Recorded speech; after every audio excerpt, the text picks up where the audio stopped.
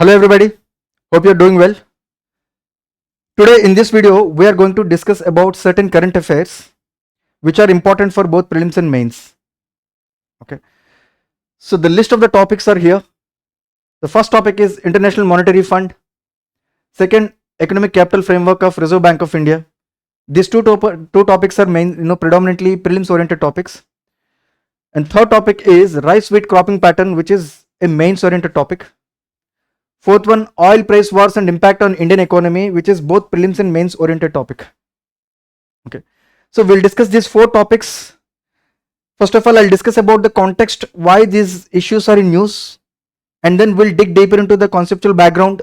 And once the topic is done, we are going to discuss certain prelims and mains questions wherever the scope is available.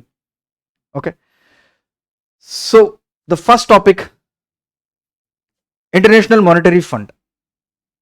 Okay, so the context is, recently International Monetary Fund has given fresh loans to Pakistan government because Pakistan has been going through some sort of balance of payment crisis since long time. So during that time, especially during Operation Sindoor phase, the IMF as an institution had faced a lot of criticism because why an IMF as an institution is providing multiple loans to Pakistan despite knowing that it has been sponsoring terrorist activities from its country. Of course, keeping all those criticisms and debates aside, it is worthwhile to discuss about what is IMF, what is its basic objective, and why IMF and what kind of loans are being extended by IMF as an institution, and where does the money come from. That means how IMF mobilizes its resources to meet its basic objectives. All these aspects are going to be discussed in this topic, and that is where prelims questions are going to be expected. We are also going to discuss some prelims questions at the end of this topic. Okay, so first we are going to start with what is IMF and what are its basic objective. That means what is the basic purpose of this International Monetary Fund in the first place. So to make you understand what is IMF and what is its basic purpose, I'll start with a very short hypothetical story to draw an analogy with IMF. Okay, see, now let's take a village, and that village has been witnessed by a natural disaster recently, and because of this natural disaster, the people in that village have lost their economic opportunities. That means they have lost their livelihood opportunities. Due to this loss of livelihood opportunities, the entire economy of the village is going through some sort of financial crisis. Nobody has any job, nobody has any financial resources even to meet the basic necessities of life. Especially in this context, the entire village realized that they don't have any fallback mechanism or any buffer to rely upon during the crisis period. In fact, this entire episode was a lesson to them. Then they realized that they should have a separate fund or a separate fallback mechanism where they can depend upon which they can depend upon during any time during the time of economic crisis. So once the economic crisis was over, the village people came together and they constituted a fund, a common fund pooled from contributions from each and every family from the village. That means each and every family contributed to that common fund, and they constituted a fund, and that fund is going to be used for any financial crisis in the event of any economic crisis in the future due to any natural disaster, any pandemic, or any other economic disaster. So that fund is used to provide loans to the families within the village, whoever is facing economic crisis. Isn't it beautiful? That means providing your own fund, collecting through collective contribution, and using it during the time of economic crisis. So exactly. So IMF works on similar principle, but at a large scale. See, IMF was constituted in 1945 after World War II. See, around at that time, most of the countries have been reeling under economic crisis. This was due to the World War II. Most of the countries have been going through balance of payment crisis. So there was no multilateral institution which could provide proper loans to these countries which are facing balance of payment crisis or financial crisis after the World War II. So all these global countries came together and they thought of having a common fund which could be used during the economic crisis, and that fund is International Monetary Fund. And right now International Monetary Fund has around 169 member countries. 169 member countries. So all these countries came together and they constituted a fund through collective contributions. That means the fund has been constituted through pooling the funds from contributions of all these members. However, the contribution need not be similar or same. For example, USA has contributed around 17% to the total fund, whereas Japan contributed around 6.5%, China 6.4%, Germany 5.6%, and so on. And India contributed around 2.7% to the total fund. That means the contribution amount varies from state to state or the country to country. There is no necessity that all the countries should have the common contribution or the same contribution. And this fund, which was constituted by contributions from the member countries, is collectively managed. So with the collective management, all these member countries were given with certain voting rights. However, the voting rights depend upon the contributions. That means the voting rights that are given to each and every member country of IMF is in proportion to their contribution, which is also known as quota. For example, USA, by far the largest contributor towards this fund, IMF, its contribution is around 17%. So it has got around 17% of voting rights. In fact, the same thing goes with India. India's IMF quota is 2.7%, and India's got around 2.7% of voting rights. Right? So this is about the basic idea of IMF. That means International Monetary Fund was constituted after World War, when all the countries were going through financial crisis, when they realized that they should have a backstop or a fund, multilateral fund, which can be utilized if any of the member countries face any sort of economic crisis, BOP crisis, or balance of payment crisis. Okay. Now, what is balance of payment crisis? This is important, because the very objective of IMF is to provide relief to the countries who are facing balance of payment crisis. Then what is balance of payment crisis? So you will be able to understand the kind of loans that are being provided by the IMF only when you understand what is balance of payment crisis is all about. So let's start with this. See, balance of payments refers to an account of all the cross-border transactions made by a country with other countries. All the cross-border transactions made by all the stakeholders in the economy, like the government, business, private individuals. Each and every stakeholder of a country may make a transactions with the other countries. So these are known as cross-border countries, and if all the cross-border countries are accounted in an account, that is considered as balance of payments. And it is categorized into two accounts, current account and capital account. Under current account, all the cross-border transactions which are current in nature, that means those cross-border transactions which do not involve any creation of asset or liability on either of the transacting parties, these kind of transactions are mentioned under current account. For example, let's take the case of trade transactions. So trade transactions refers to exports or imports. That means every country makes either exports or imports, isn't it? While making exports or imports, as and when the good or service is delivered, the transaction is completed and the payment is received, then the transaction is completed. It doesn't involve any asset or liability on either of the transacting parties, either the seller or the purchaser. Same thing goes with imports. So these trade transactions, cross-border trade transactions, are considered as current account transaction. The same thing goes for factor payments. What are factor payments? Factor payments are those payments paid to any individual or an entity for providing any of the four factors of production.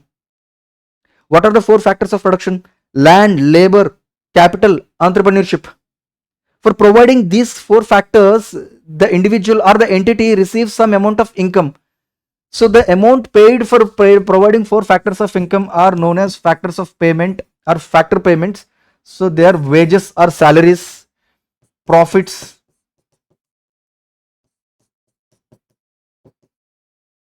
interest, rent. So these are known as factor payments. So the cross-border factor payments are considered as part of current account transactions. So there are certain entities who provide factor payments to Indian residents. There are certain Indian residents who provide factor payments to foreign residents or foreigners. So these are cross-border factor payments. And the third is transfer payments. Transfer payments are those payments which do not involve exchange of any goods or service in return for the payment. Example, remittances. You might have heard about remittance payments. So the cross-border remittance payments are considered as transfer payments, and it is also a current account transaction because it is neither creating asset or liability on either of the transacting parties. For example, if your family member is working in a Gulf country or USA and the person is sending back the remittance income to your family, then that is considered as a current account transaction, right? So all these cross-border trade transactions, cross-border factor payments and cross-border transfer payments are considered as current account transactions, right? Now the incoming payment, the cross-border transactions are either incoming or outgoing. Okay, that means either if it is an export, the payment is incoming into India. If it is an import, payment is going out of India. The same thing goes for factor payments, same thing goes for transfer payments. That means it can be incoming remittance or outgoing remittance, right? So if the incoming money or inflow of money is higher than the outflow, then the net transaction would be a positive value. For example, in India, generally the exports are lesser than the imports. So as a result, the inflow is lesser than the outflow. So we always see a negative value with respect to the trade. So India almost every year runs or witnesses trade deficit. And factor payments, there are outgoing factor payments, there are incoming factor payments. If you adjust them, like that means incoming factor payments are subtracted from outgoing factor payments, we arrive at net factor income from abroad. It can be either positive or negative. That means are we receiving net factor income, are we sending net factor income, right? Transfer payments, so incoming remittances and outgoing remittances are adjusted together and we arrive at net remittances. And India, we always have positive net remittances because India is the largest remittance receiving country in the world. In fact, outward remittances, that means all those foreign nationals who are working in India and sending their money back to their country, these remittances are not very significant compared to the remittances that Indian expatriate is sending back to the India. So it is always positive. So if we add all these transactions, we arrive at a value which can be either positive or negative. If it is positive, we call it surplus. If it is negative, we call it deficit. In most of the financial year in India, we always have a deficit current account value. So we always witness current account deficit. This is because our imports are much higher than our exports, and our net factor income payment, net factor income from abroad is also relatively negative, and the only net positive is the remittances. So it cannot compensate the other negatives. So the overall payment is generally negative. So Indian economy always experiences the current account deficit, barring few exceptional years. Okay. Now coming to the capital account. Capital account comprises of all those transactions which create either asset or liability on either transacting parties. For example, take the case of foreign investment. We have different kinds of foreign investment: foreign direct investment, foreign portfolio investment, foreign venture capital investment. In fact, all those investments, if they come to India, it becomes the asset for these foreign entities or foreign individuals who are investing in India, and it becomes a liability for India because they are supposed to be repatriated back to their country. The same thing goes for external commercial banks, external commercial borrowings. if any Indian company raises loans from a foreign bank, then it becomes our India's liability, Indian company's liability. So that is considered as a capital account transaction.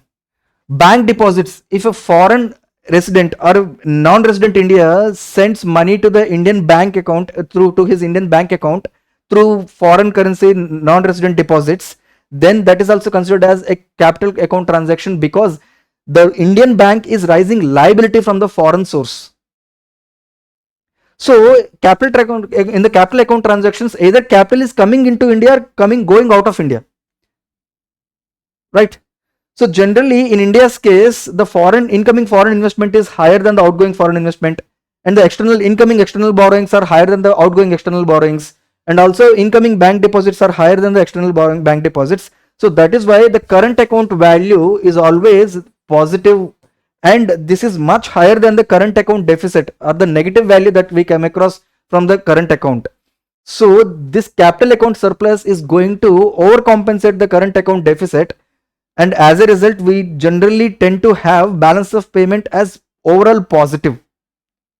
That means balance of payment can be either negative or positive. Okay, if it is positive, it leads to accumulation or addition of forex reserves. That means the net income is coming into India, net money is actually coming into India. Whereas if the balance of payment is negative, it leads to depletion of forex reserves. It leads to depletion of forex reserves, right? So this is about balance of payments. Then what is balance of payment crisis? That means if there is any country which is successively recording negative balance of payment, then it eventually leads to depletion of its forex reserves, and the country will not have enough forex reserves down the line to meet its basic import obligations.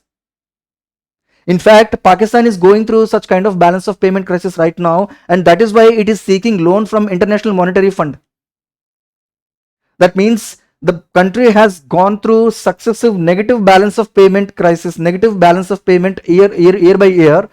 It has resulted in depletion of the forex reserves. That means the country has did not have any significant export growth, and it did not have any foreign investment, and that eventually resulted in negative balance of payment, and that resulted in depletion of the forex reserves. And it is a bad news for any country, because they can't even meet their import obligations or interest rate obligations for the loans that they have already taken from the foreign sources. So this is about BOP crisis, and this is where our IMF comes into the picture. If any country, not just Pakistan or India, or any country, in fact even India had gone through balance of payment crisis during 1990s. There was a time when India had forex reserves that is sufficient to meet only just 2 weeks of import. So that is when we ended up taking loan from the IMF, right? So this is about the IMF. You know what is IMF, what is its basic purpose, and what is BOP crisis. Okay, so now let's see what kind of loans are generally provided by IMF to those countries who are facing balance of payment crisis. Okay, so IMF provides loans through 3 channels. The first channel is general resource account. General resource account is a channel through which IMF provides loans to all the countries, all the member countries. See, let me remind you, IMF provides loans only to its member countries, not anybody else. Of course, almost all the countries have become members of IMF. So it is accessible. The loans given by the IMF under this channel is accessible to all the member countries of IMF. And these loans are actually non-concessional. That means the loans are not for free.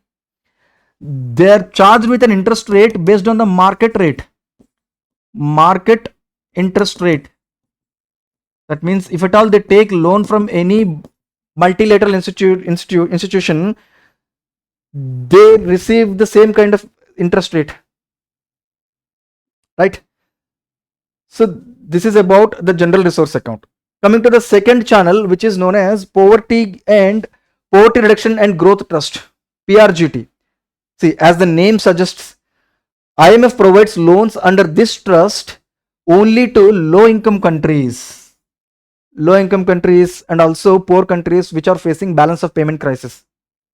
Okay, see, the basic condition is that it should be facing some sort of balance of payment crisis. So here, of course, since the IMF is providing loans to these low income countries, these loans are supposed to be concessional. That means they should be soft loans. Right now, these loans are zero rated, zero interest rate. The recipient country should have to give back or pay back its interest, pay back its principal amount, and it doesn't have to pay any interest rate. Okay. Now the third channel, which was recently introduced, it was introduced in 2022 after pandemic.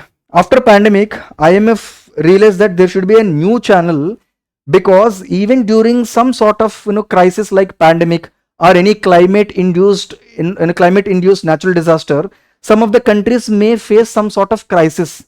So to enable these countries to revive their economy right after this crisis, and to enable these countries to expand their resilience infrastructure, IMF thought of providing loans. So that is why it has come up with Resilience and Sustainable Trust. Under this Resilience and Sustainable Trust, it provides loans to the low income countries and other middle income countries. The vulnerable middle income countries who are vulnerable to any climate induced natural disaster or any kind of pandemic. See, just we have seen how certain countries, like even middle income countries like Indonesia, Turkey, they have faced economic issues during the pandemic because their economy predominantly depend upon the tourism industry. So for such kind of vulnerable middle income countries also, the loans are provided under this trust.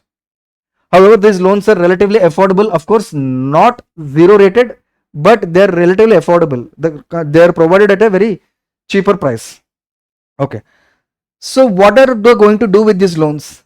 IMF, while providing loans to these member countries under this Resilience Sustainability Trust, it expects the countries to expand their resiliency. What is resiliency? Resiliency means the ability of a country to recover from an economic crisis. See, every country faces through economic crisis either due to any natural disaster or due to any pandemic. But how well the country is able to recover it and back on track, that shows its resilience.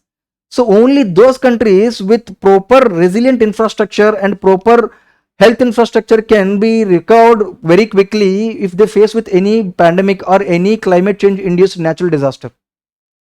So that is why the loans provided by the IMF to these vulnerable member countries should be utilized to expand their natural climate change adaptation infrastructure or mitigation infrastructure, or improving vaccine supply chains, or improving the health infrastructure, so that even if there is any pandemic in the future, they will be able to control it, manage it, and get back on track very quickly.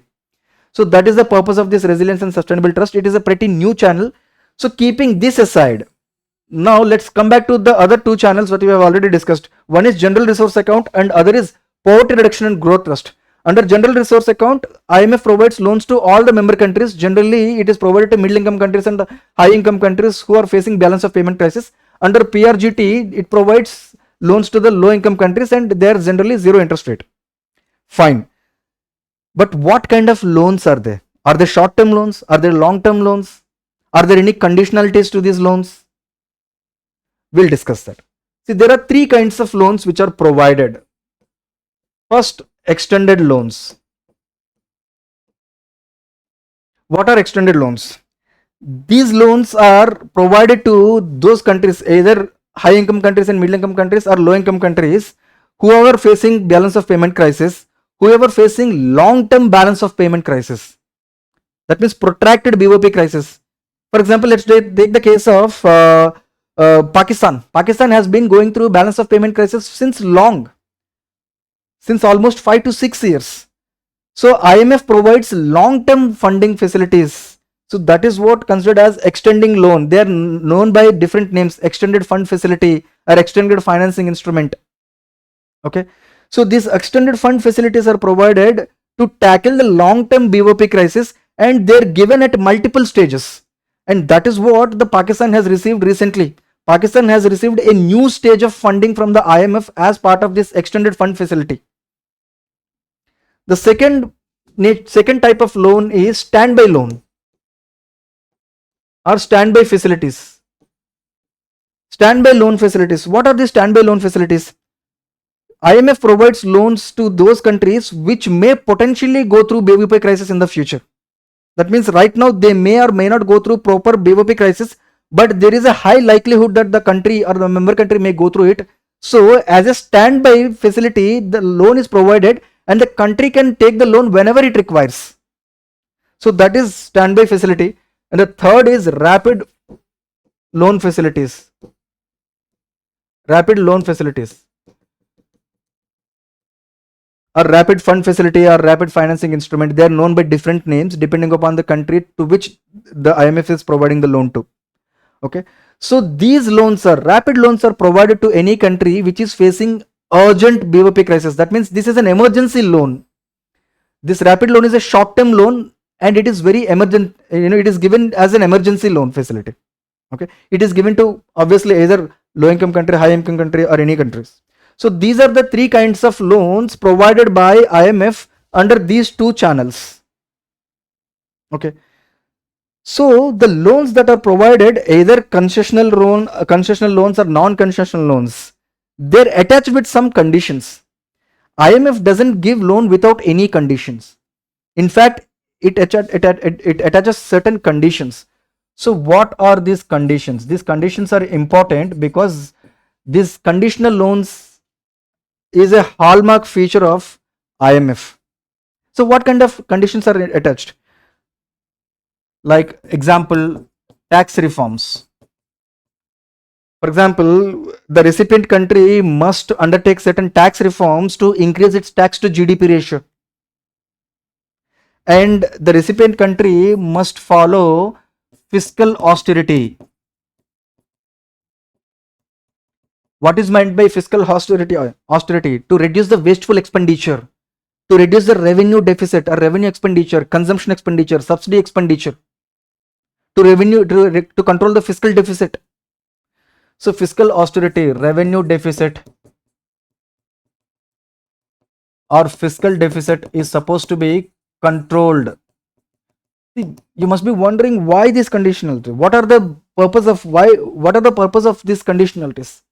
The purpose is simple. See, whenever IMF provide loans to a member country, it expects the member country should use it wisely and revive its economy and pay the money back to the IMF so that it can provide loans to other countries.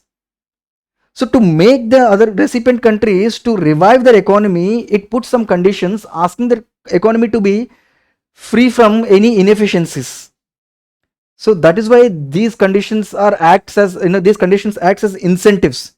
So often when IMF provide loans under extended facility or standby loan facilities, especially the extended loan facilities, when it gives funding at different stages. As and when the country meets these conditions, it is the fund is released at different stages. Okay. Next, other conditions like inflation control. Inflation should be controlled, or structural reforms should be undertaken. What kind of structural reforms are we talking about?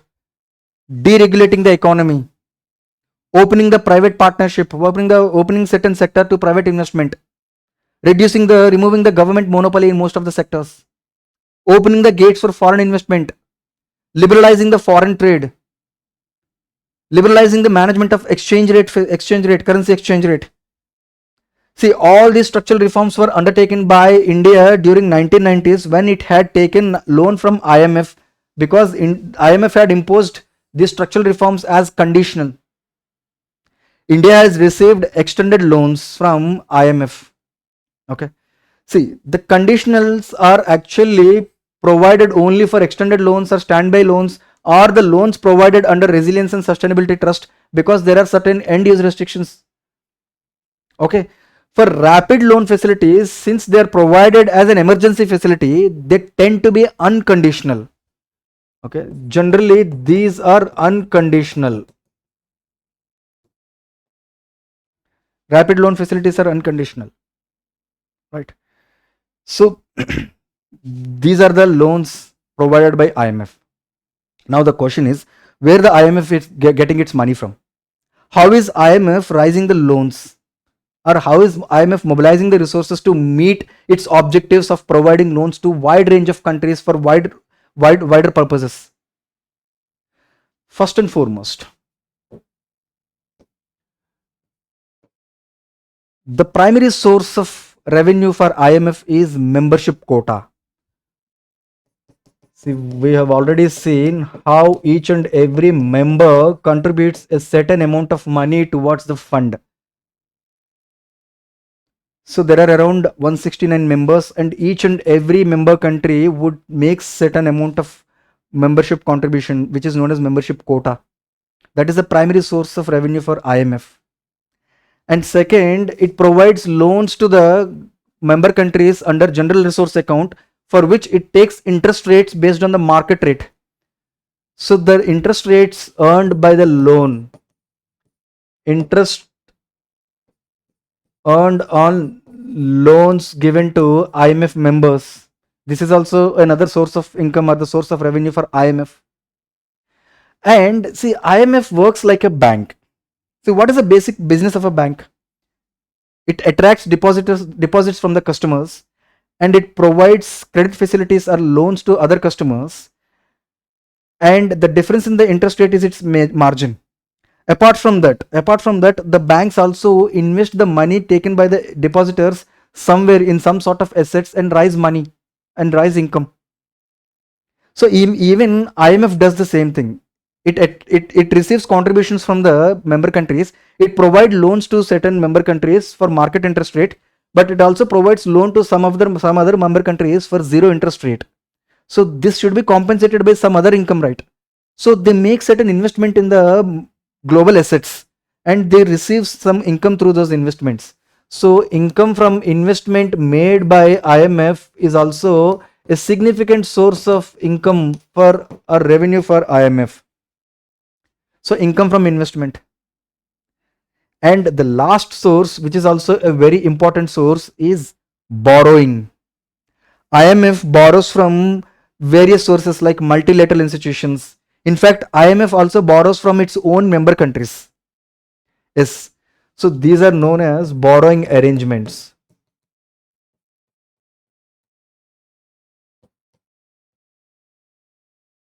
Borrowing arrangements. Okay. Let's see.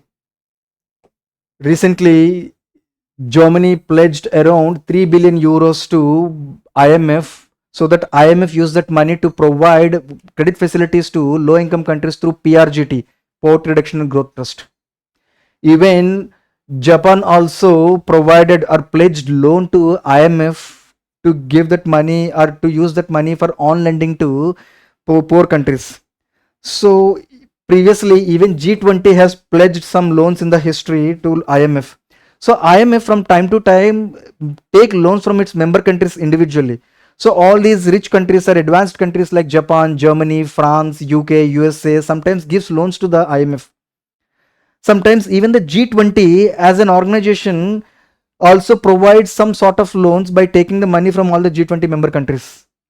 So these are known as borrowing arrangements, and these borrowing arrangements are also important source of revenue for IMF or International Monetary Fund. Okay. So this is all about IMF. So we understood what is IMF, what is its basic purpose, what is BOP crisis, and what kind of loans are provided by IMF, and what are the conditionalities, and what are the major source of revenue for International Monetary Fund. So in this context, let's answer certain questions. The first question, see, please mention or write down your answer in the comment section. Okay, and don't forget to mention the question number as well. Okay, which of the following statements are correct about balance of payments? Okay, a basic question. Balance of payment of a country can either be positive or negative, right? Balance of payment can be either positive or negative. And positive balance of payment helps in addition of forex reserves, while negative BOP may deplete forex reserves, right? Positive BOP results in accumulation of forex reserves, and negative BOP results in depletion of the forex reserves, and that is when we say there is a BOP crisis. Okay, so the answer is C, both 1 and 2. Simple question. Look at the second question, which was a previous year question asked in 2011 based on IMF. Regarding the International Monetary Fund, which one of the following statements is correct? A. It can grant loans to any country. No. It can grant loans to only member countries, not any country. So the option C is right. Look at the option B. It can grant loans to only developed countries. Definitely not. IMF provides loans to all the member countries, high income, low income, or middle income countries. It can grant loans to the central bank of a country. No, it provides loans to the government, not to the central bank. Remember, it provides loans to the government. Of course, the money might be deposited in the central bank account, but it is given in the name of the government. So it is a sovereign debt. Okay. So the option C is right. Okay. Now let's go to the third question, which is also a previous year question, which was asked in 2022. Rapid financing instrument and rapid credit facility are related to provisions of lending by which one of the following? Of course, we have already discussed these rapid credit facilities are credit facilities provided by International Monetary Fund. So you can answer this question even if you are aware of the basic terms of the loans that are provided by the IMF. Now look at the question number 4. Which one of the following statements about IMF lending facilities to low income countries under Poverty Reduction and Growth Trust is correct? Read the statements. The first statement: all lending facilities under PRGT are currently interest free. Yes, all PRGT facilities, lending facilities under PRGT given to low income countries are currently interest free. Okay. All the loans given under PRGT are unconditional. No. Only the rapid loans might be unconditional. Otherwise, most of these loans provided as a long-term loans as extended credit facility, they are attached with some sort of conditions asking the recipient country to take certain structural reforms, tax reforms to control the wasteful expenditure and control the inflation. Okay. So the second statement is definitely wrong. So the answer is 1 only. So that's it with the first topic. Now let's go to the second topic, which is economic capital framework of RBI. See, recently, Reserve Bank of India has transferred a record level of money, that is more than 2 lakh crores of money to government in the form of dividend. See, why is RBI providing money to the government? See, RBI is which is the central bank in India, is completely owned by government of India. So whatever the profits that are earned by the Reserve Bank of India is supposed to be transferred to the government. So as a result, in the last year, that means in the financial year 2024, the government has received more than 2 lakh crores. And for the financial year 2025, the government is yet to receive the payment from the RBI and it is waiting for the payment. That is not the news. The real news is this economic capital framework. See, the government has been eagerly waiting to receive the dividend payment from RBI this year, but how much of money is paid? Will it be on par with last year amount, or will it be more than it or less than that? It depends upon this economic capital framework. So this is a real topic, economic capital framework. So what is economic capital framework is all about? How does it determine how much of money that RBI is supposed to share with the government in the form of dividend payments? So all these concepts will be cleared after going through this topic. So first of all, to make you understand what is economic capital framework and how the RBI shares its dividends to the government, you need to understand how RBI raises money. That means how does RBI earn profit? Okay. So let's start with that discussion. First and foremost, Reserve Bank of India, being the central bank or the apex bank, it discharges many functions. While discharging its functions, it also earns some money. So let us see how RBI earns money while discharging its functions. So I have taken 4 important functions of RBI. The first is banker to banks. See, RBI is a lender of last resort. That means if any bank, any scheduled bank fails to get loans from the market, it can go to the RBI asking for a long-term loan. then RBI provides loan being the lender of the last resort at bank rate. So when it provides loans to banks, it receives bank rate. Bank rate is the interest rate at which RBI provides long-term loans to the banks. Okay, so this bank rate is a source of income for the RBI. Simple. And also RBI not only provide long-term loans, RBI also provides short-term liquid adjustment. You might have heard about liquid adjustment framework. Under liquid adjustment framework or LI facilities, RBI provides short-term liquidity support to the banks which may face short-term liquidity crisis.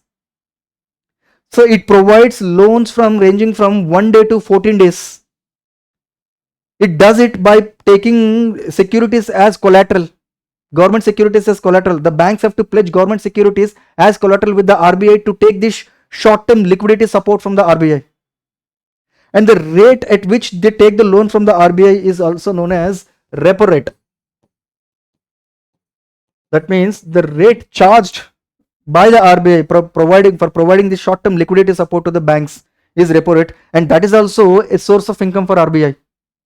So as a bank to the banks, it provides liquid adjustment facility and it provides loans to the banks and earns some money through bank rates and repo rate.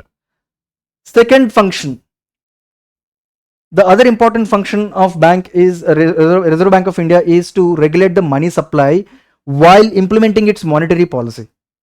See, monetary policies are generally two types: expansionary monetary policy or contractionary monetary policy.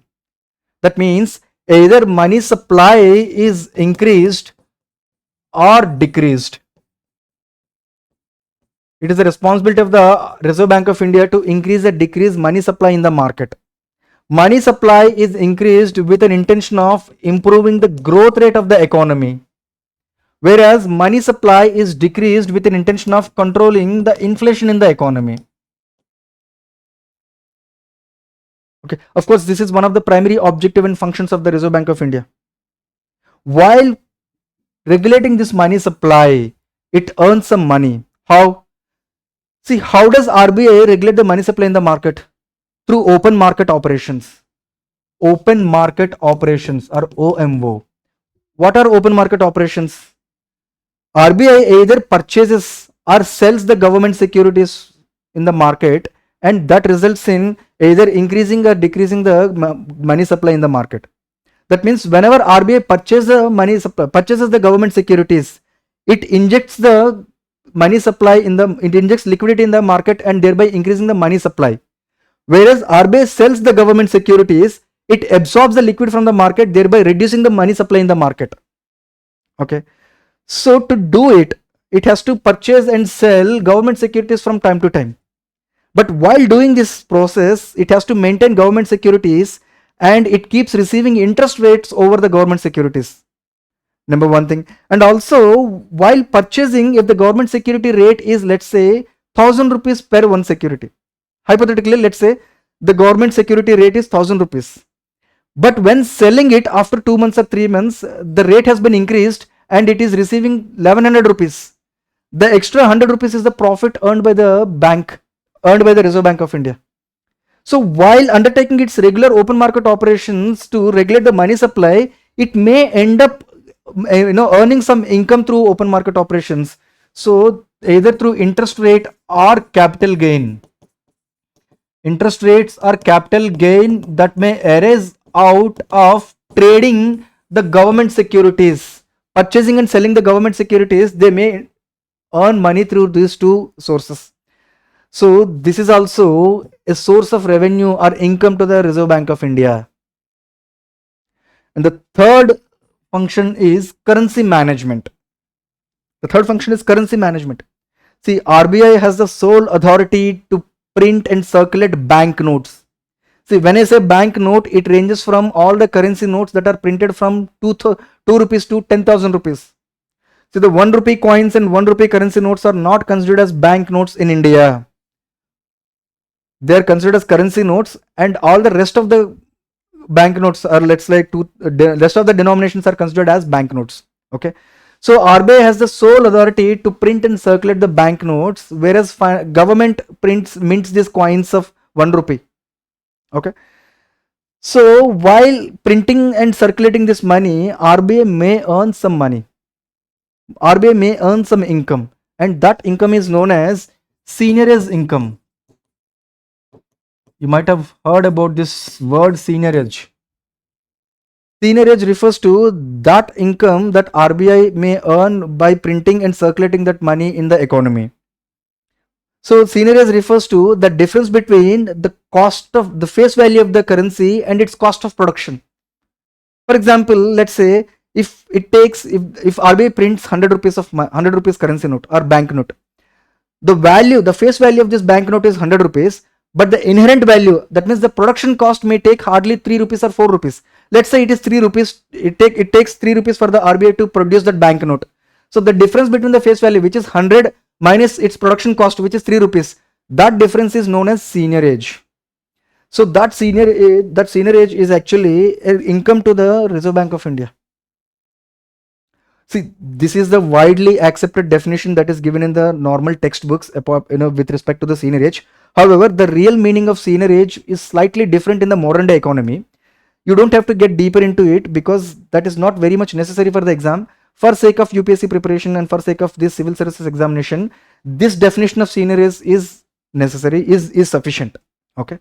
So this is about the income that is earned by the Reserve Bank of India while discharging its function of managing the currency. And the last function is forex management. See, RBI's responsibility is also with respect to the forex. That means RBI has to maintain the forex reserves of a country. Right now, the government, Indian RBI, maintains around more than $600 billion of forex reserves. $600 billion of forex reserves. These forex reserves are kept in multiple sources, like let's say gold or foreign currency. Foreign currency. See, when I say foreign currency, it's not to assume that, you should not assume that the entire forex reserves are maintained in cash format, because maintaining money in cash is always a bad idea, because the value of the currency is going to be eroded with inflation. That is why the forex reserves are actually maintained in foreign currency assets. That means, let's say if RBI is saying that it is maintaining $100 billion of forex reserves, it doesn't mean that $100 billion is maintained in cash format. This $100 billion are invested in dollars bills or dollar securities, or the securities issued by American Federal Bank. The same thing, if RBI says that it has hold of, let's say, 50 million pounds, it doesn't mean that the entire 50 million pounds is actually kept in the form of cash. They use that 50 million pounds to invest in the government securities issued by the Britain or United Kingdom or Bank of England. So RBI doesn't reserve the forex reserves purely in the form of cash, not in the form of liquid. Rather, it would invest in some sort of the currency denominated assets, like the government securities of the respective countries. This is generally done to prevent the impact of the insulation. So while maintaining these reserves in the form of these assets, they may receive the interest rates over these government securities. See, government securities is a bond issued by the respective governments, so they keep giving you the interest rate, and also when you liquefy it, you may earn some income, the capital appreciation. So the interest rate income that is received over the foreign currency assets that is maintained by the RBI is also a kind of income. That is also a significant source of income for Reserve Bank of India. See, what are we trying to discuss here? RBI earns money while discharging its basic functions. Okay. So let's see what are the basic sources of RBI. The basic sources of revenue for RBI: interest on government securities held. As I said, while undertaking liquid adjustment facilities or while undertaking open market operations, RBI generally maintains certain amount of government securities in its kitty. So when the government securities are held by the RBI, it may receive interest income on these government securities. Second, interest on loans and advances made by the Reserve Bank of India to the banks, commercial banks, at the bank rate. So bank rate. Same thing, interest rate earned on liquid adjustment facility, which is known as repo rate. Repo rate is also an income. Interest income from foreign currency assets held. We have already seen how foreign currency assets also provide some sort of income.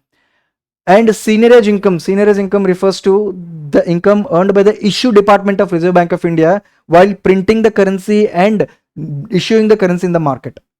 Okay. And earning from the forex swaps. What is forex swap? So it is a responsibility of the Reserve Bank of India to control to regulate the volatility of exchange rate, the value of the exchange rate of India, exchange rate of rupee. Okay. So whenever the exchange rate depreciates, RBI would immediately intervene in the forex market to control its depreciation by purchasing the rupee and selling the dollar in the market. So while selling the dollar in the market, let's say $1 equal to 80 rupees at the time of selling it. So often RBI intervenes in the forex market to regulate the exchange rate value in the market. So if the $1 equal to 80 rupees, if it sells, let's say $10, it increases the supply of the dollars in the market and it reduces the supply of rupee from the market. Okay, it does it. Later on, when the RBI believes that the currency is over appreciating, which is not a good news for the exports, then it does the opposite. That means it purchases the dollars and supplies the rupee in the market. When it does, probably the dollar value is, let's say, 70 rupees. That means while selling, it is receiving 80 rupees, but while purchasing the dollar, it is actually spending only 70 rupees. That means the difference amount is actually the income or the profit of RBI. So RBI from time to time undertake these forex swaps. While undertaking these forex swaps, it may end up earning some revenue due to the differential in the currency exchange rate. So that is also a source of income for RBI. So basically these are the sources of revenues or income for RBI while it discharges its basic functions. Now the question is how RBI is going to use that money. Of course, the first component is operational expenses. That means it is going to use the money basically primarily for meeting its own expenses like salaries. RBI is a pretty big organization with multiple branches and it has to undertake multiple objectives, multiple functions. So to undertake all these functions, it needs certain amount of maintenance expenditure for salaries, infrastructure, for everything. So operational expenses are actually taken care of by this income, by the RBI's income alone, right? In fact, RBI does not receive any budgetary support from the government. It raises its own revenue for its own consumption expenditure, and beyond that, whatever that is left is considered as profit, isn't it? That means out of your total income, you subtract the consumption expenditure, then you're left with profit. Now the question is how the RBI is going to use this profit. First and foremost, a certain portion of the profit is actually deducted and it is retained within the RBI for expanding the capital base of the RBI. See, take any company, not just RBI, in fact any commercial bank or any company, it does not distribute the profits to the stakeholders. It does not distribute all the profits to the stakeholders. Some share of the profit is actually retained by the company itself, the firm itself, so that it will be added back into the capital, so that it can adequately, it can expand its capital base, which can be utilized for the expansion of the activities of the particular company. The same thing goes with the Reserve Bank of India. Even Reserve Bank of India does not distribute all the profits to the stakeholder. Who is the stakeholder? There is only one stakeholder, that is the government. Government completely fully owns RBI. That means it has 100% shareholding in the RBI. So whatever the profit that is being earned by the RBI is supposed to be paid to the government. However, before paying it to the government, it has to make sure that it has proper capital base to it. Okay. So what is this capital? So the primary purpose of this capital is just like any other bank's capital. So you might have studied in banking chapter that a bank is supposed to maintain capital based on its risk weight assets. That means based on the risk exposure, each and every bank is supposed to keep a certain amount of capital so that this capital can be utilized in case of any untoward incident in the future. The same thing goes for RBI as well. At the end of the day, RBI is actually a bank. So just like any other bank, even it has to keep a certain amount of the capital. So there are three components of this capital. The first component is known as contingency buffer. Remember this is very important. This is the bone of contention between the government and RBI. The first component of this is contingency buffer. Okay. Contingency buffer refers to that component of the capital which is set aside by the RBI to meet any kind of crisis or unfortunate or untoward incident in the future. For example, let's say if there can be any systemic crisis in the market, that means RBI has given loans to the banks due to the NPAs and due to the poor banking health. Banks have been defaulted on their payment back to the RBI. Then what is it supposed to do? How is RBI is expected to undertake its functions without any getting its income? In that case, this contingency buffer is going to be utilized. Let's say if there is any exchange rate crisis, let's say geopolitical crisis, due to which the rupee value is depreciated with respect to dollar, and it is depreciating much faster and it has no forex reserves, then it uses its capital reserves like contingency buffer to arrest this depreciation of rupee. So there is credit risk, market risk, default risk, exchange rate risk, systemic risk in the economy. So to tackle any kind of risk in the future, RBI needs to have proper capital. Okay, so that is this contingency buffer component is going to take care of that aspect. Second component is asset development fund. Asset development fund. What is this asset development fund? This asset development fund is this other component of the capital which is set aside by the RBI to expand the activities or expand the operations of its subsidiaries. What are RBI subsidiaries? There are multiple subsidiaries. For example, RBI is the major shareholder of NABARD. NABARD provides loans to lot of rural financial institutions. So who is the major shareholder of NABARD? RBI. So obviously to expand the operations, RBI has to provide capital support to the NABARD. So this asset development is actually used to provide capital support to its NABARD. Or let's take the case of DICGC, Deposit Insurance and Credit Guarantee Corporation. You might have heard about this organization. Deposit Insurance and Credit Guarantee Corporation provides insurance facilities to the depositors in all the banks. So if at all banks fail to pay back to the depositors, then they are covered with some sort of insurance. In fact, the DICGC is actually an organ or the subsidiary of RBI. So to provide its operations and to expand its operations, the DICGC requires some sort of capital. Who is going to give the capital? Its parent organization, RBI. So to take care of the subsidiaries, a separate fund out of its own capital is actually diverted. That is considered as asset development fund component. And there is another aspect which is revaluation reserve. Revaluation reserve is very insignificant component of the entire capital reserve. But what is revaluation reserve? See, RBI maintains lot of assets. For example, as we have seen, it is the responsibility of the Reserve Bank of India to manage the forex reserves of a country. While maintaining the forex reserves, it maintains certain assets. It can maintain in foreign currency assets or in terms of gold. Let's say RBI is maintaining $100 billion of gold, $100 billion worth of gold. All of a sudden, in the next 2 months, the rate of the gold has been declined. It has been declined by 50%. It has declined to 50% of its original value. That means the value of the $100 billion worth of gold that is kept by the RBI has all of a sudden become $50 billion in the 2 months. That means the forex reserves value has been shrinked by $50 billion just in 2 months. Isn't it a loss? So to overcome such kind of valuation losses, RBI set aside certain amount of its capital so that it is acts as a buffer for any kind of volatility in the prices of the assets. So that is considered as revaluation reserve, right? So these are the three components of capital that is maintained by the RBI, which is before paying, before paying any dividend to the government. Okay. And whatever the surplus that is left with the RBI after taking care of these capital requirements is paid to the government in the form of dividends. So this is about how RBI earns the money or earns income, and how the income is actually distributed. Okay. Now what is the problem here?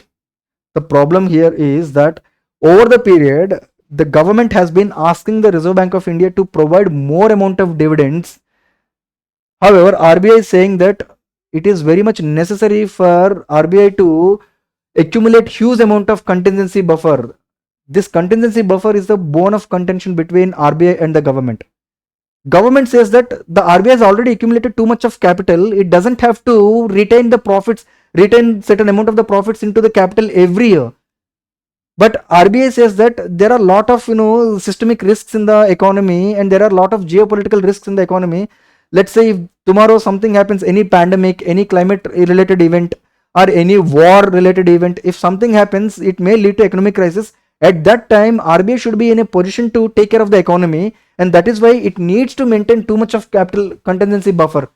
Whereas government has another opinion about the contingency buffer. It says that RBI has already accumulated and sitting on this contingency buffer, which is lying idle, which could have been utilized by the government for any productive purpose like infrastructure creation in the economy, had it been shared with the RBI, had it been shared with the government in the form of dividends. So that led to the friction between Reserve Bank of India and also the government. Then the Reserve Bank of India has constituted a committee under Bimal Jalan. An internal committee was constituted to review of this dividend payment issue with the government. This Bimal Jalan committee has come up with a strategy to decide upon how much of dividend is supposed to be paid to the Reserve Bank, paid to the government. That strategy is known as Economic Capital Framework.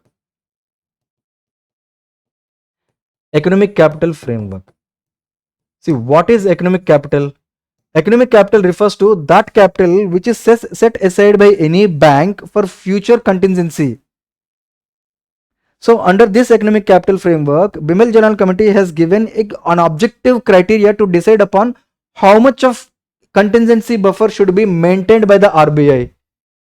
So as per this capital framework, the Bimal Jalan committee said that 5.5 to 6.5% of contingency buffer, 5.5 to 6.5% of the total balance sheet value should be maintained as contingency buffer by the Reserve Bank, and any surplus beyond it should be transferred to the government in the form of dividends. And this economic capital framework was introduced from the financial year 2019, and since then the government has been receiving very good amount of money in the form of dividends. Now that there is an objective criteria, it is not left for the discretionary subjective opinion or discretion of the RBI, right? So this is about economic capital framework. Then what is the news? So owing to this new economic capital framework, the government has been receiving very good amount. Last year it has received the record amount, which is more than 2 lakh crores of money has been received by the Reserve Bank, by the government in the form of dividend payments. And it is eagerly waiting as to how much of money is actually going to receive from the RBI for the financial year 2025. But the question is, the economic capital framework which has governed this dividend payments till now in the last 5 years is going to be expired this year. So RBI is actually reviewing this economic capital framework, and it will decide upon whether to continue it or to make any changes to this strategy. So thus changes in the strategy results in how much of dividend it is going to decide how much of dividends is supposed to be paid to the government. So that is the entire issue. I hope you understood what are the main sources of revenue or income for RBI, and how it spends that money, and what is economic capital framework, and what is the friction or bone of contention between government and RBI, and how it was resolved. Okay. So based on this topic, let's answer certain questions. So let me remind you, this topic is very important. Monetary policy, Reserve Bank of India, its assets, its functions, these kind of questions are repeatedly asked in the prelims. So let's answer this question. Question number 5. The RBI earns its revenues from which of the following activities? 1. Open market operations, liquid adjustment facilities. Of course, from open market operations, it earns money. From liquid adjustment facilities, it earns money through repo rate. Okay. And from lending banks, it earns from bank rate. Forex intervention, while forex intervention, it also earns money. And issuing currency, while issuing currency, it earns seigniorage income. So all the options are right. 1, 2, 3, 4 and 5. Answer is D. Right. Next, let's look at the question number 6. Consider the following statements. The Reserve Bank of India is fully owned by the Government of India. Right. The Reserve Bank of India is fully owned by the Government of India. Government of India is the only stakeholder of the Reserve Bank of India. RBI has the sole authority to issue banknotes in India.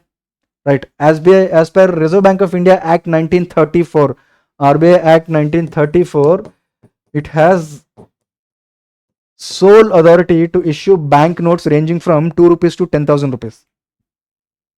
Third, all the revenues earned by the RBI must be shared with the government. Is it right? No, wrong. Not all the revenues earned by the RBI is to be shared with the government. In fact, certain amount is actually utilized for operational expenses, and other share is actually utilized for capital requirements, and whatever the surplus that is left behind after that is supposed to be shared with the government. So not all the revenues or all the income earned by the RBI is supposed to be shared with the government. So the third statement is actually wrong. So the answer is 1 and 2. So the options are wrong. It is actually 1 and 2. Okay. Right. Now let's move to the next topic. Very important topic and a mains oriented topic. Okay. Rice wheat cropping pattern in India. See, what is the context here? The context is, as per the recent reports, it was revealed that India has become the largest producer of rice in the world. In fact, it has surpassed China, and the production capacity is around, the production was around 149 million tons, leaving China behind with 144 million tons. It is a good news. India has become the largest producer of rice, and the same report also mentioned that India is the second largest producer of wheat. So India is the largest producer of rice. India is the second largest producer of wheat, just behind China, which is the largest producer of wheat. So this is a good news. It is actually a good news for farmers. It is good news for the economy as a whole, because increasing food production is going to ensure food security in the market. It is going to reduce the food inflation. Number one thing. Increasing food production will also result in improving the revenue remunerative incomes to the farmers. Okay, it doubles the incomes to the farmers, and also we can export more amount of food grains and earn some forex reserves. So all these are positive benefits, positive benefits due to this increasing production. In fact, it is a good news. Okay. However, there are certain negative concerns with respect to this success. There are certain, there is a dark side to this success, rice wheat system success. So we'll discuss about it. Okay. So look at this question. Upon the same topic, a question was asked in 2020 mains GS paper 3. Read the question. What are the major factors responsible for making rice wheat system a success?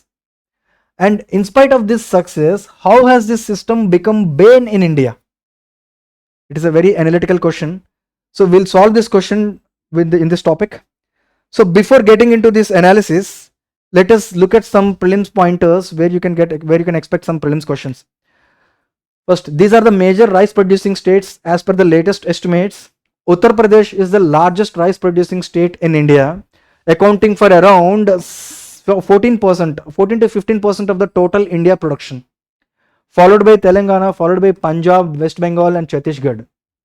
Okay, so these are the 5 most rice producing states, major rice producing states in India. And look at the major wheat producing states. Uttar Pradesh is by far the largest wheat producing state in India, accounting to around 30% of the total production, total India's production, overall India's production. Followed by Madhya Pradesh, accounting for around 20% of the total production. Punjab, Haryana, and Rajasthan are the other three major wheat producing states in India. So always remember the top 5 producing states. Top 5 producing states are more than enough to answer any prelims question. Okay. See, these ranks are based on the production. But if it comes to productivity, that means yield, then it is the Punjab which is topping the list in both these two crops. Okay. Punjab is the state which whose yield is the highest in India. What is yield? Yield is a measure of productivity. That means how much of food grains are produced in a given unit of cropping area. So per acre, Punjab produces more amount of food grains compared to other states, both in both in rice and wheat. Okay, that's it. So now let's see, how did India become so successful with respect to rice and wheat? What are the factors behind this success? So first let's discuss the first dimension of this question. Okay. The factors behind this rice wheat system success is first and foremost green revolution.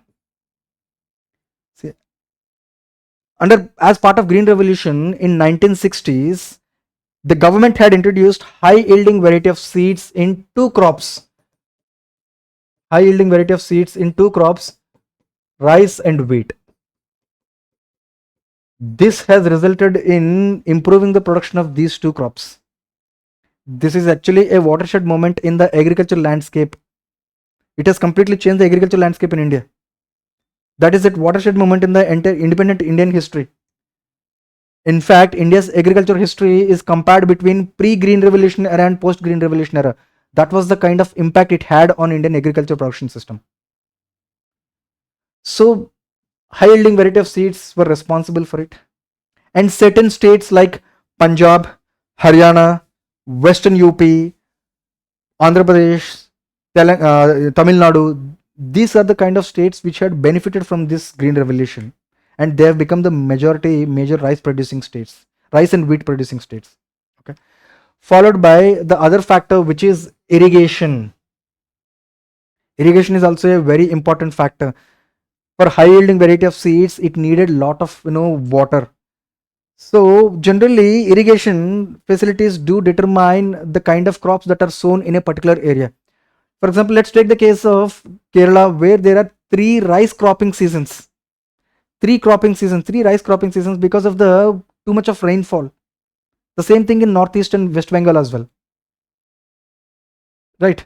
So due to lack of irrigation in certain other arid regions, we tend to see growing of, sowing of these millet crops. So we don't find these water intensive crops, sowing of water intensive crops like rice or wheat in generally arid and semi-arid regions. Okay, so irrigation plays a very important role.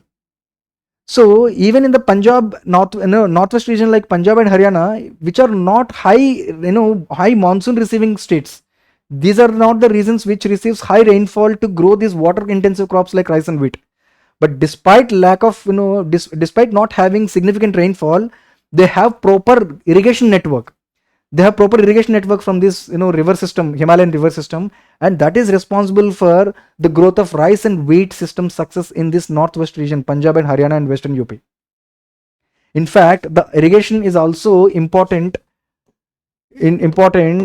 for crops that are sown in arid regions like Rajasthan. See, you might have heard about Indira Gandhi Canal project. It has diverted the river water, Satluj and Beas river water, into arid regions of the Punjab. Due to this irrigation network, even arid regions of Rajasthan, so Satluj and Beas river is actually transported through Indira Gandhi Canal project to arid regions and semi-arid regions of Rajasthan, where today, using this surface water irrigation, this canal irrigation, they are producing crops like rice and wheat. In fact, this part of Rajasthan is known for sowing crops like millets. But thanks to this irrigation, it has completely changed the cropping pattern in the favor of water intensive crops like rice and wheat. So this is the level of, you know, this is the kind of impact the irrigation would have on the cropping pattern of a particular region. So irrigation helped Punjab, Haryana, Uttar Pradesh, and also Rajasthan.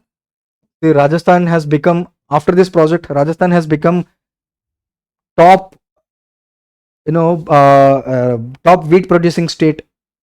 Okay, it is the fifth largest wheat producing state in India. This was possible only due to the irrigation network. And government policies also played a significant role. There are multiple kinds of policies. One, MSP policies or procurement policies. Okay, see, what is MSP? Minimum supporting price is the price at which government is ready to procure the food grains from the market, food grains from the farmers, if at all the market prices of these food grains are going to be crashed.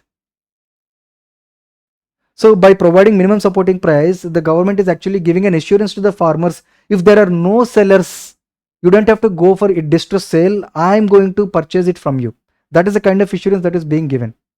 In fact, minimum supporting price or MSP is declared for almost 22 to 23 crops. However, the procurement by the government and its agencies is predominantly done for two crops. What are these two crops? Rice and wheat. Why is that? Because rice and wheat are required by the government for its monthly PDS requirements. See, under National Food Security Act, the government provides food grains to the poor people or the targeted beneficiaries. So to make sure that it has adequate amount of food grains, it purchases from the farmers at minimum supporting price. So even though minimum supporting price is declared for more than 22 crops, the procurement is predominantly done for only two crops. So it is indirectly giving an incentive for the farmers to sow only these crops, to grow only these crops where they have an assurance of being procured by the government. So this skewed MSPs and skewed procurement policies have resulted in rice wheat cropping pattern in India. And of course, PDS, public distribution system policies, is also one of the reasons. Under Pradhan Mantri Garib Kalyan Anna Yojana, right now India is actually feeding 80 crore population. That means the government is providing free food grains to around 80 crore population. But what are these food grains? Again, these two, rice and wheat food grains. Okay, so by penetrating rice and wheat in all the states, in all the regions, in fact, government indirectly influenced the consumption pattern of the population. In fact, the poor people who are living in those states or those regions where rice and wheat is not the staple food, even they started consuming these two products. So according to the changing consumption pattern, the market demand has also changed. As per the market demand, the farmers also started sowing this and growing these crops. That was the reason behind high growth of rice and wheat in Indian agricultural landscape. Okay, the changing consumption pattern through PDS system and other policies like electricity subsidies.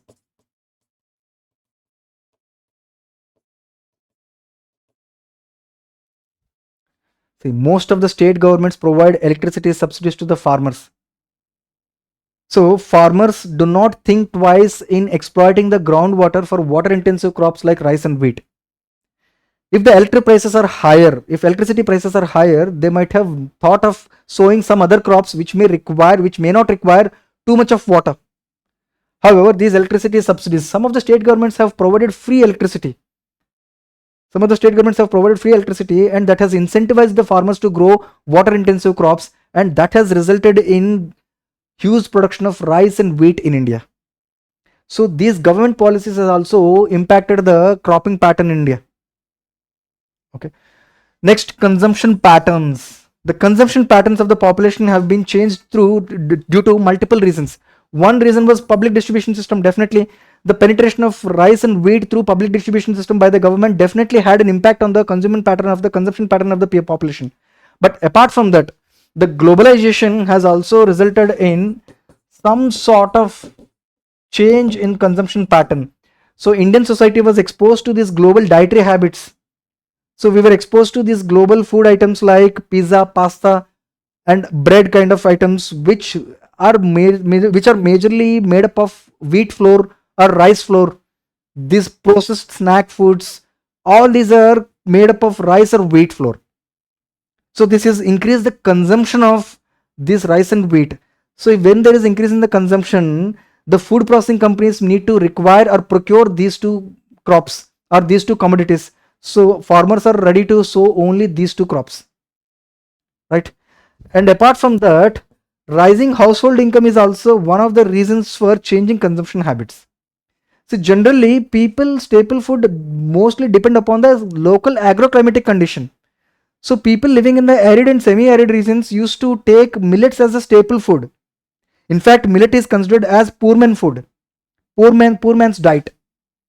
However, with increasing income levels in these regions, in these semi-arid regions, have encouraged people to switch to other food items. This has happened in India. So increasing income levels changed this dietary habits away from the millets to other cereals like rice and wheat. And also, these income levels were actually a result of increasing female labor participation. When female labor participation in the families is going to be increased, they may not have enough time to cook the food, so then they go for ready to eat or ready to cook products, which are generally made up of these cereals like rice and wheat. So it takes lot of time to prepare a meal based on millets or pulses, traditional staple meal based on millets or pulses, rather than taking a bread and making a toast out of it, isn't it? So in fact, in most of the households, the bread has replaced the traditional breakfast items. So this has increased the consumption of rice or wheat, right?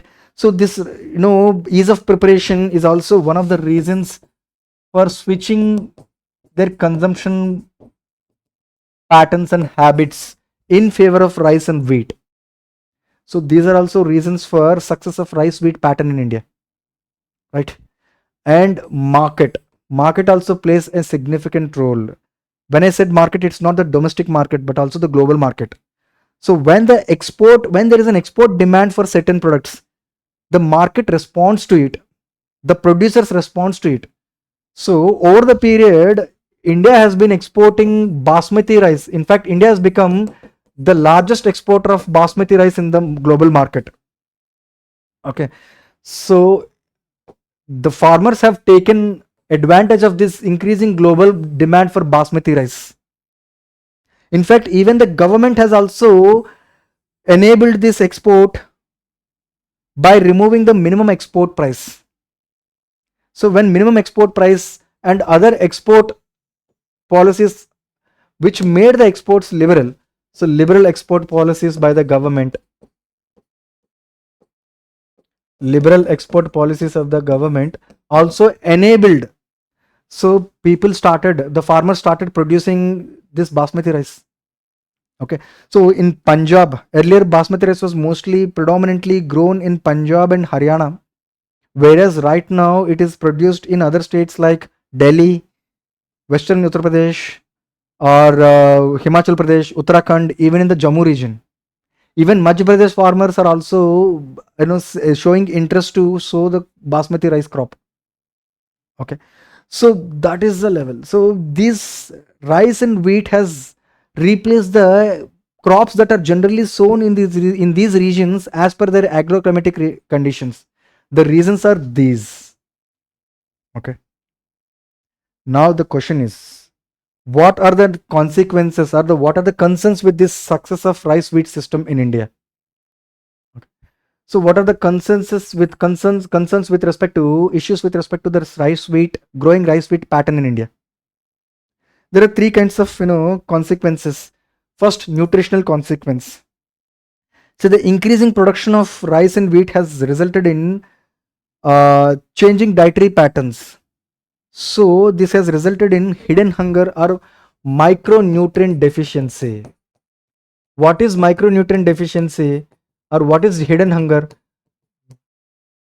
The population is consuming food, but it is lacking basic minerals, vitamins, proteins for the overall healthy development of any individual. Okay, so this is considered as hidden hunger. As per UNICEF, over 80% of the adolescents are facing or suffering from hidden hunger. This is due to lack of dietary diversification. Lack of dietary diversification. This lack of dietary diversification is due to lack of crop diversification. This lack of crop diversification is due to increasing success of rice wheat pattern cropping pattern in India. So this is the negative consequence, micronutrient deficiency. So it has a nutritional impact on the population. And the second, environmental impact. What are the environmental impact? See, earlier Punjab or northwest region, in the northwest region, they used to sow different crops in crops in Kharif and Rabi season. In Kharif, they used to sow rice or maize. In Rabi, they used to sow wheat or mustard or pulses. Now only they're sowing only two crops, that is rice and wheat. In fact, this rice wheat cycle has replaced the existing millets, cotton, oil seeds, and all kinds of other crops. So this monocropping has resulted in declining the soil productivity. So declining soil productivity, this is a very significant concern, because if soil productivity is going to be declined, it will eventually have an impact on the overall yield of the crop. Overall yield is going to be declined. Then this will have a long term negative impact on overall economy as well. And other impact is depletion of groundwater, because these are water intensive crops. Rice and wheat are water intensive crops. To sow these crops, to grow these crops, they're depleting the groundwater, especially in the backdrop of cheaper electricity being provided by the state governments. So these are environmental concerns or environmental impact behind this rice wheat cropping pattern. Okay. And economic impact. What are the economic impacts of this success of rice wheat cropping pattern? First and foremost, see, as we have said, we are exporting basmati rice. It's a good sign. We are exporting more number of agriculture commodities. Fine. But while exporting, we are actually indirectly exporting water.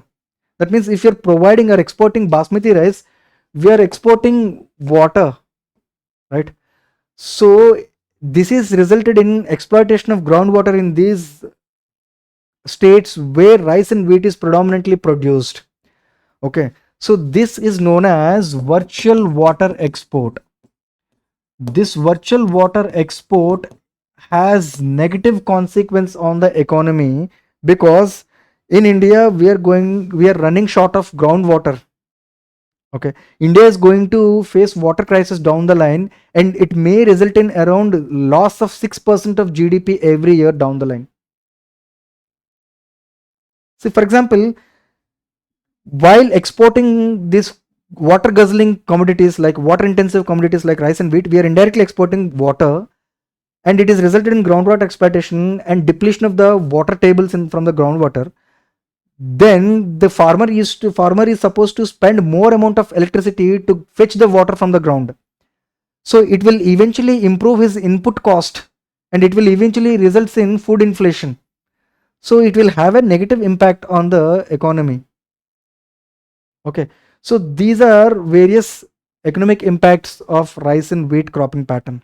And not only that, for example, let's say rice and wheat has replaced other crops. In fact, rice wheat cropping pattern hindered crop diversification. That means the farmers would have gone for other crops, other high value crops like oil seeds or horticulture products. Horticultural products. See, as I said, in Punjab they used to grow mustard during the Rabi season, but in most of the farmers in Punjab and Haryana are growing only wheat And in India has become a net importer. India has become the largest importer of edible oil because of this. India is the largest importer of the edible oil. So while importing this edible oil, India is actually losing out on its forex reserves by increasing the import bill. So this is not a good news to the economy. So to achieve the self-sufficiency in edible oil, we need to diversify our crops. But unfortunately, due to this rice wheat pattern, we are losing out on this oil seed economy and other horticulture products also. In fact, horticulture products do not require too much of water. They are not water intensive crops, unlike rice, wheat.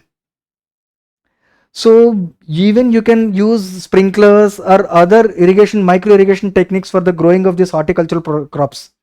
And in fact, they attract too much of value, very significant value in the global economy. That means they are of high value crops. They have proper demand, good demand in the exporting countries. So India has an option of earning more amount of export income by spending less amount of water, but it is not happening because of this predominant rice wheat cropping pattern in India. So that is an economic opportunity cost that India is going through. So these are all the negative consequences of this success. Okay. Now what is the way forward? The way forward is simple. See, as such, way forward is not asked in the question. Okay. We have already discussed the two dimensions of the question. What are the factors responsible for this success and what are the concerns? How it has become a bane to India. Now, what are you going to suggest? First and foremost, the government procurement policy should be crop neutral. Crop neutral government procurement policies. Crop neutral procurement policies. See, even though MSP is declared for more than 22 crops, since the procurement is done by the government only for 2 crops, the farmers are incentivized to grow only these 2 crops. So to avoid that, government can actually introduce new strategies like price deficiency payment system. Price deficiency payment system. What is price deficiency payment system? PDPS. Under this price deficiency payment system, the government is not going to directly undertake the physical procurement of the food grains. Rather, it encourages the farmers to sell the produce in the market at the market price, and the difference between the market price and MSP is actually compensated by the government directly into the bank account of the farmer. So this is pretty crop neutral. The farmer can sow whatever the crop he wants based on the demand in the market, rather than depending upon the assurance of the government procurement. For example, if a farmer produces rice, and the weight of rice or the value of the MSP is 1000 rupees per bag, and the market value is 800 rupees, the farmer is actually encouraged to sell it at the market price, that is 800 rupees, and the difference between the MSP, that is 1000 rupees and 800 rupees, which is 200 rupees, is compensated by the government by crediting that amount directly into the bank account of the farmer. Okay, so this procurement policy, or this policy, is actually crop neutral, right? Since the government is not directly procuring it, right? So this is one important aspect. And second thing, encourage contract farming. Contract farming refers to that farming practice where the farmer and the buyer will arrive at a contract before the cropping season, before the sowing season, and the buyer makes an assurance that I am going to purchase this agriculture produce at this quantity, at this quality, at this price. So this contract, this forward contract made by the farmer with the buyer, will provide or will give price assurance to the farmer. So he will be insulated from the price volatility in the market. So irrespective of the market price, after 3 months or 4 months at the time of the harvesting, the farmer doesn't have to worry about it, because he is already having a buyer who has already made a contract with him, right? So this is going to reduce the dependence of the farmer on the government for physical procurement of its produce. So then the farmer will be encouraged to sow crops based on the demand of these purchasers. Who are these buyers? Generally the food processing companies and the retailing companies. For example, there is a food processing company which is making snacks like potato chips, then it can have a direct contract with the farmer to produce a certain quality of no certain quality of potato, which is supposed to be purchased by the food processing company during the harvesting season. So this is a win-win situation both for the contractor or the food processing company and also the farmer. So this will lead to diversification of crops, crop diversification. Okay. And inclusion of millets in PDS. This is also one suggestion you can mention to encourage or to change the consumption pattern. At least PDS millet should be introduced as part of PDS in semi-arid regions or the arid regions where millets used to be millets used to be the staple food. Okay, so this will encourage or change or influence the consumption pattern, thereby creating demand for the millets as well. So farmers will be encouraged to grow millet crops as well. So these are some of the suggestions that you can mention to overcome the negative consequences of this rice wheat cropping pattern in India. Right?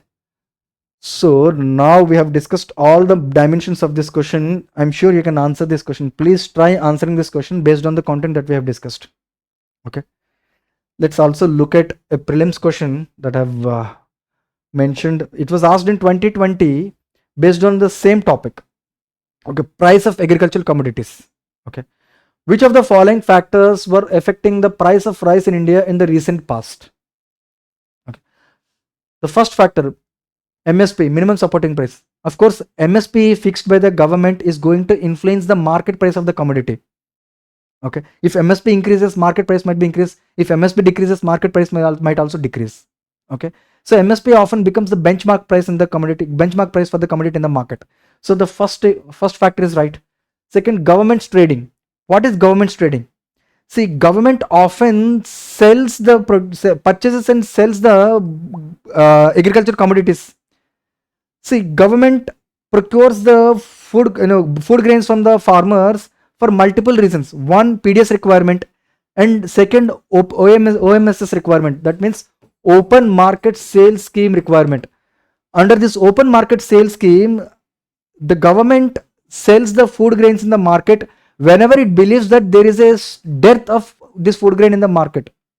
So when there is a shortage of food grains in the market, it will dump the food grains in the market by selling it to the retail players, thereby reducing the shortage of the food supplies and controlling the food inflation.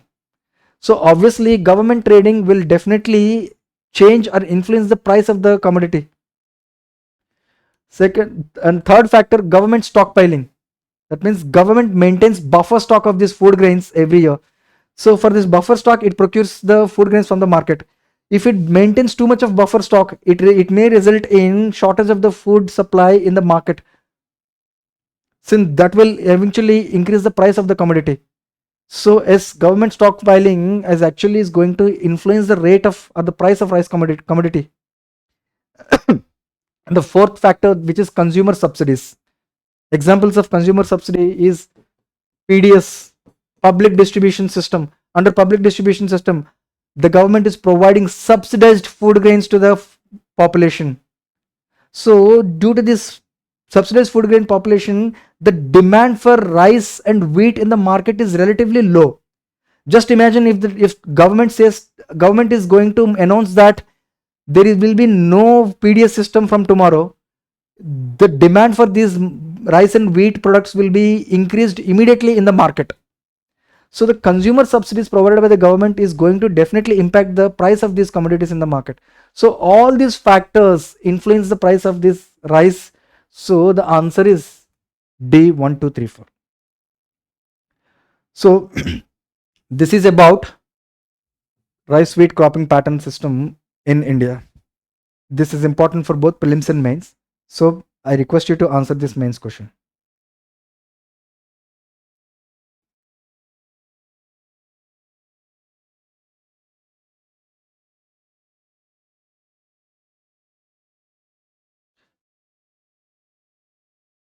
So the next topic is oil price wars and its impact on Indian economy. Okay. See, what is the context? Recently, the price of crude oil in the global market has been significantly declined. The cost of one barrel of crude oil has come around $60. It is much lesser than what it used to be just few months back. Few months back, it used to be hovering. It was hovering around 75 to 80 dollars.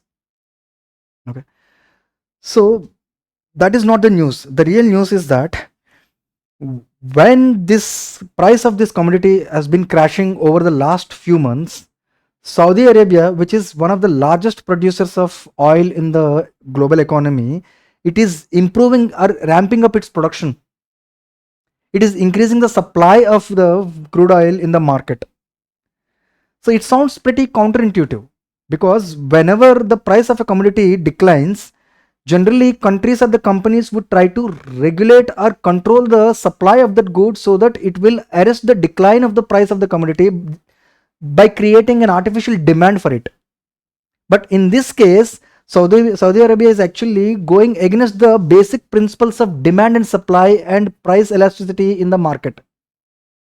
So why is it doing it? Why the Saudi Arabian government is going for increased production even if there is no demand for the oil in the global market, even when the prices are already going down in the global market?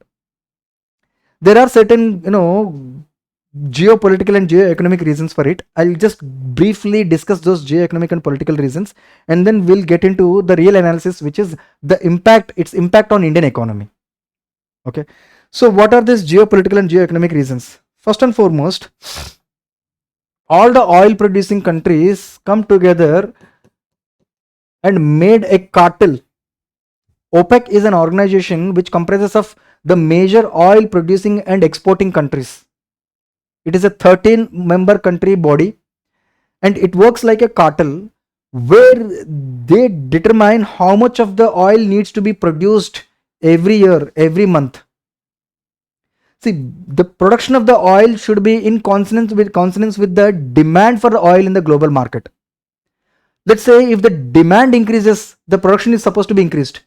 If demand is reduced, the production is supposed to be reduced. Otherwise, the value of the oil is going to be reduced. If the supply is more than the demand, the value is obviously, the price of the commodity is going to be declined. So to make sure that there is no price volatility, to make sure that there is price stability, these OPEC countries determine how much of oil should be produced as per the demand for it in the global economy. Fair enough, of course. Over the period, due to the weak global demand in the last 2 years, especially after the post pandemic, and also certain countries, the Russia Ukraine conflict and the Houthi rebellion and the global weakening demand in the global economy and transition towards the renewable energy resources, all these factors resulted in weakening of the demand for oil in the global market. So as per the reducing demand, OPEC thought of reducing the production to make sure that prices of these crude oil is not going to crash down. Of course, this is a very wise strategy. However, the problem is OPEC, even though works like a cartel, it comprises of countries, sovereign countries. The members are actually sovereign countries. Each and every country has its own unique, self-interest. So, unlike Saudi Arabia, which has actually reduced its production according to the reducing demand, countries like, let's say, United Arab Emirates or Kazakhstan, Venezuela, they did not follow the line. They in fact did not adhere to the targets made by the OPEC. OPEC gives individual production targets, and these production targets were actually not adhered by certain countries.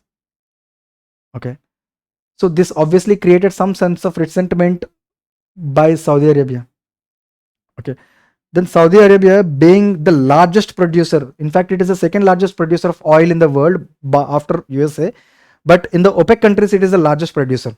Being the largest producer and largest exporter and supplier of crude oil in the market, it wants to teach a lesson to the non-adhering countries from the OPEC organization to make them fall in line by increasing the supply further.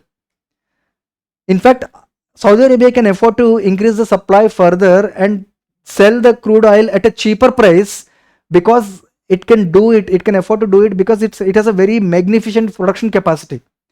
But other small players cannot afford to do that. So these small players will definitely fall in line as per the production target fixed by the Saudi Arabia, which is a major player of the OPEC. So to teach a lesson and to convince them and to make them fall in line as per the production targets, Saudi Arabia is actually increasing its production, and increasing the supply with an intention of further reducing the value of this price of this commodity in the market. So that was the intention behind it. Apart from that, there are other political reasons. One such political reason was this. Recently, Trump urged the Saudi Arabia and also OPEC countries to improve the supply of the crude oil and reduce the prices of the crude oil. Why? See, recently, after Trump has become the president of America the second time, he has imposed certain tariffs on the Chinese commodities and the Chinese imports coming into the America. See, most of the manufacturing companies in manufacturing companies in America has been depending upon Chinese inputs. So due to this tariff war, this has resulted in inflation in the US economy. So the only way the Trump government could control this inflation is by reducing the oil prices. So Trump has asked the Saudi Arabia to increase its supply. Saudi Arabia is actually considered as a swing player in the OPEC countries. That means if Saudi Arabia increases its supply, increases its production, it will definitely make a change, or it will definitely make a dent in the oil price. So it asked the Saudi Arabia government to do the needful. In fact, Saudi Arabia accepted it. Why did Saudi Arabia accept it? There are certain political reasons behind it.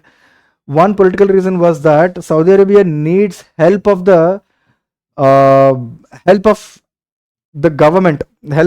government to lift sanctions on the Syria, and also to recognize the recently elected interim president of Syria, who was actually designated as a terrorist by US government till 6 months back.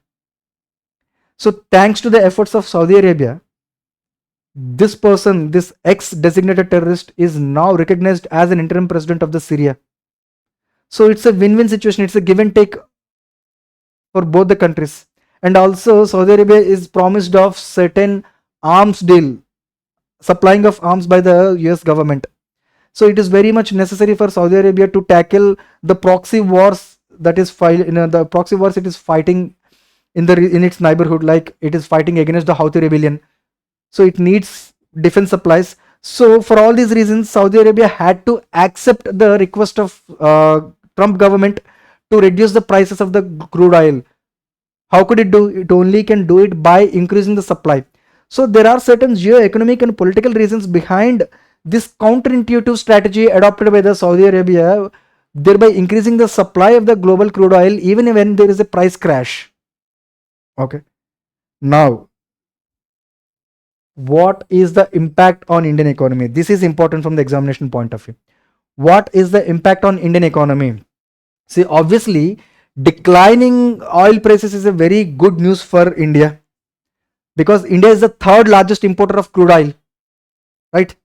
It is going to reduce our import bill, and it is also going to reduce our inflation. It is going to reduce the subsidies given by the government, oil subsidies given by the government, and also it is going to stabilize the Indian currency. Okay, so there are all these benefits are there. However, not everything is hunky-dory with this strategy. So it is not completely happy news. If the global prices are going to be continue to decline further for a long term, it may have negative consequences on Indian economic growth. Yes, it may have negative consequences on Indian economic growth. How and why? To understand how and why, you need to understand the major exports from India. If you look at the major export item commodities, you understand that 20% of exports are actually petroleum products. Yes, the major importing commodity is actually crude oil, and the major exporting commodity is actually petroleum product. So when the crude oil is imported by India, it is refined, and these byproducts are actually sold to the other countries. So that is how petroleum products has become the major exporting commodity from India. If global crude oil prices are going to come down, of course it is going to reduce our import bill, but it is also reduce our export potential as well. So it may impact export performance. This is a possible negative consequences of continuous or sustained decline of oil prices in the global economy. Understand? And also look at the major exporting destinations from India: USA, UAE, Netherlands, China, and UK. Out of these top 5 countries, 5 top exporting destinations, 4 of them are actually oil producing countries. 3 of them are major oil producing countries: USA, UK, and USA, UAE, and UK, Netherlands. They're major oil producing countries. So if the oil prices are going to be declined and it is going to be sustained for medium to long term, it will eventually impact the economic health of these countries. When the economic health of these countries is going to be deteriorated, there will be no aggregate demand, there will be no demand for exports going to these countries from India. So this may impact the export performance from India. So because of these 2 reasons, sustained decline of oil price is not a good news for India down the line. Okay. And second thing, it may discourage remittance income. It may discourage remittance income coming into India. See, we have already seen that India is the largest remittance receiving country in the world. In the financial year 2023, India received almost $120 billion. $120 billion. Okay. And most of this money is coming from the Gulf countries: UAE, Saudi Arabia, Qatar, Kuwait, Oman. That means if you look at the top 10 sources of remittance, inward remittance to India, 5 of them are actually Gulf countries who are dependent on oil economy. See, Indian laborers go to these Gulf economies, Gulf countries, to work in the oil economies and oil manufacturing countries, oil manufacturing capabilities, and they send the remittance income back to India, and that is why we are able to achieve this huge remittance receiving, achieve this record level of remittance income in India. If these countries, or if these countries are going to, economies of these countries are going to be destabilized due to low oil prices down the line, they will not be able to create new economic opportunities for Indian expatriate. So it may discourage Indian remittance income coming into India. Okay. And also the third aspect is foreign investment. It may result in reduced foreign investment in India. Why is that? See, India is eyeing upon the investment from countries like UAE and Saudi Arabia, and also USA. If these oil producing countries who are already willing to invest in India, if their economic health is in a bad shape, they may not make fresh investments into India. So to make sure that these oil producing rich countries make sustained investments in India, we have to pray for their proper economic health, isn't it? So if the sustained sustained crash and declining of oil prices in the global market, if it starts deteriorating their health, we may see reduced foreign investment in the coming years. This is not a good sign. So yes, declining oil price is necessary. It is actually beneficial for the Indian economy to control the inflation prices in the short term, but its sustained decline of oil prices in the medium to long term will eventually have negative consequences on Indian economy. Okay, so these are the possible impacts of the oil price war on Indian economy, both positive and negative impacts. Okay, let's solve some MCQs based on this topic. Question number 8: Which country is the largest source of remittance to India? It is United States. See, we've already seen USA is the largest remittance source country for India, accounting for almost 27% of inward remittance receiving by India, followed by UAE, the second highest, which is around 20%. Okay, so remember this. There can be a question on this topic, remittance income. So answer is C.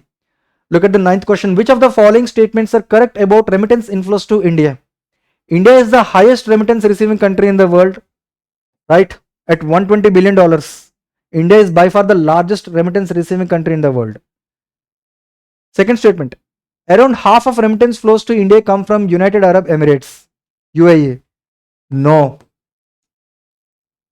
By far the largest remittance receiving, remittance source country is USA, which is around 27% of the total remittance income received by India. So this is wrong. Rising global oil price hurt the remittance income of India. No, it is actually the declining global oil prices is going to hurt the India. It is going to hurt the remittance income. Rising global oil prices, whenever the global oil prices increased in those financial years, India has witnessed a bountiful remittance income, inward remittance. So this statement is actually wrong. The first option A is right. Right. So that's it with the discussion. I hope you enjoyed the discussion. So I request you to write down the answers, mention the answers in the comment section, and also please attempt that mains question that I have discussed. Okay. If you have any doubt, please feel free to ask me in the comment section. I'll reach out to you. And in the coming videos, I'm going to discuss more current affairs and PYQ discussions. And after prelims, we are going to discuss certain mains orientation lectures, mains oriented topics as well. So till then, see you guys. Thank you very much.